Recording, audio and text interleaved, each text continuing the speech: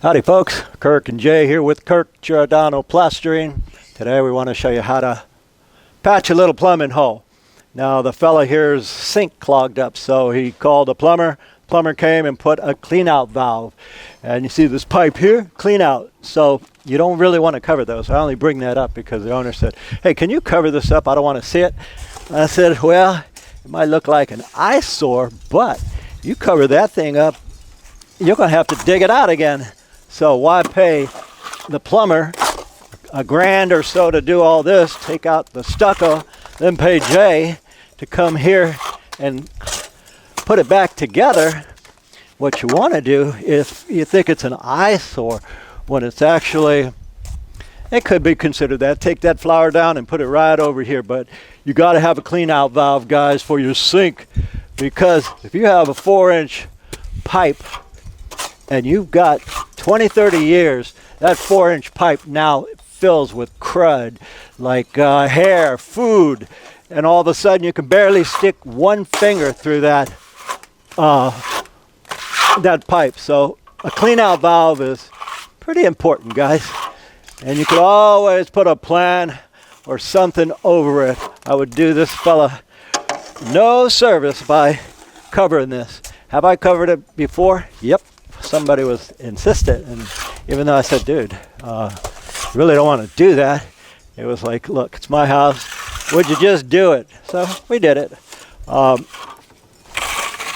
I want to explain here is same day stuccos. We're using the same day. You could use Quickcrete, Sackcrete, Rapid Set. You could use Green Core USA. Yeah, all of them are sold at Home Depot and Lowe's. So this is set and fast. Now, this is 1 inch and it's on hollow studs. So I wanted it real stiff. Let's see. Wow, that's mighty stiff. Who's the best? You are, Kirk. But this mud was too stiff.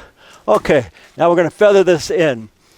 Take a somewhat wet float. And when this float accumulates the stucco, I'm going to tap that stucco out. And what I'm doing is I'm taking the new into the existing. Happy little spongefuls. All right, so I'm taking the new into the existing.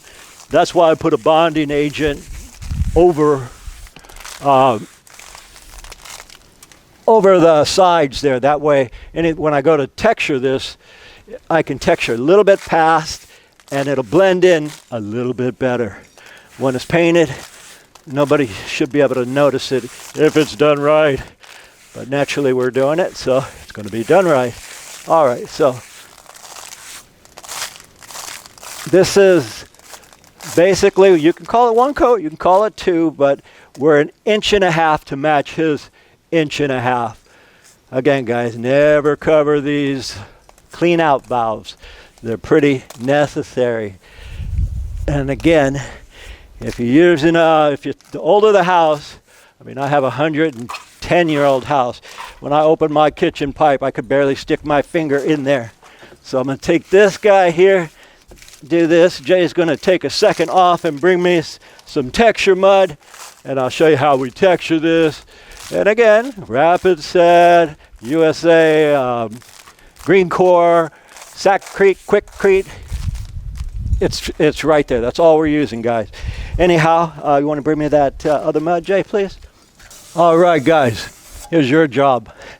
If you see that the texture was put on a smooth finish, what I did is I used the sponge float. It pulled the sand or the aggregate out. Now, this is sandy, so if I put a texture over that, if you look real close, it won't match. So what I'm going to do is I'm just going to knock it down. Now, this is set. I knock down the aggregate because I'd be able to tell.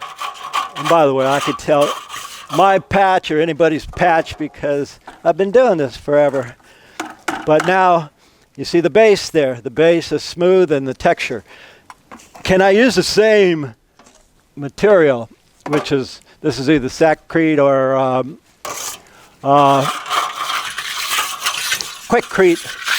It's not Rapid Set, because Rapid Set has a real heavy sand. Okay, so now that that's done, this is just regular La Habra. It's a color coat mix. It's for finish coats. That's what they have here. It's for finish coats. So if I were to use this, or what I started out with the base, it'd be real close. The average person wouldn't notice it, but I would. All right, guys. So now what we want to do is just put some little texture marks on it. What I'm doing is I'm following the last guy's pattern. He went up and he pulled it at an angle, so I'm just using it just the way he did it. And this is why I put a little bonding agent over the whole patch, because if you go over the whole patch a little bit, not just right up to it, it hides it better. And the idea is to hide it. So if you know pretty much how to do the base coat, that's half the battle. And whatever you guys do is don't do this by yourself. He does a lot of work by himself, man. That beats me up, guys. So if you do it by yourself, you're going to say, man, I hate doing this stuff, and you'll never try it again, because it's almost impossible to mix and do your own work. Have I done it? Oh, about 10 times in 40, 50 years, and that was enough for me. Okay, so now you look at that, you look at what they have. Now there's still, I got to knock this down. So I'm going to take my trowel, and just lightly, I'm not even holding it, I'm just letting the trowel knock it down a little bit. Some finishes like Taco Bell, you don't have to knock down, you just make them heavy. This particular one, we want to match as close as possible to this.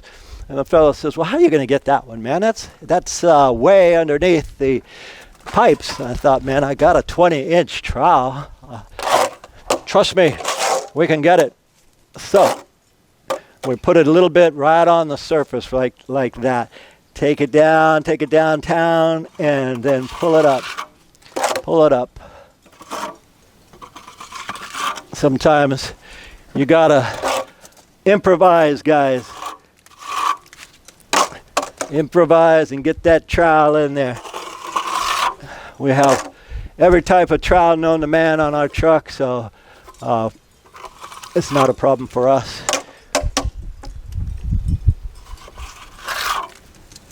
Okay, a little bit more, and we got this. A little tiny bit more.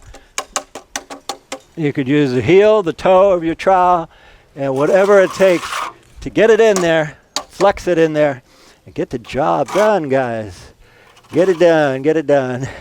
Now I'm going to just put it right on the toe, tap that down. I'm tapping it down so it sticks.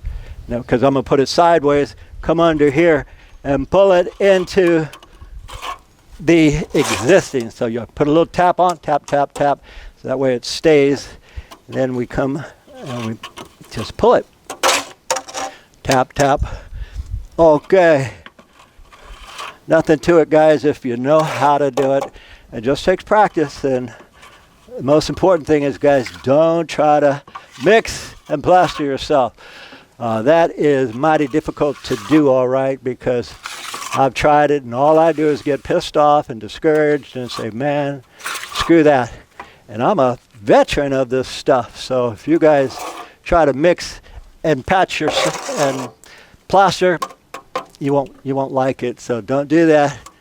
Get somebody to help you, one of your kids, get your wife, get your brother, but get somebody to mix. Anyway, that's a pretty good match right there. And again, now I'm just coming, knocking it down.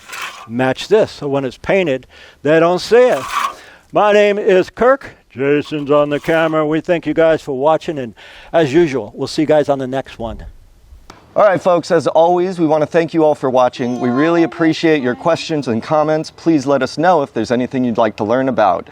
And as always, from the entire Giordano family, we'll see you on the next one. Okay, well, we're never going to get better than that, so...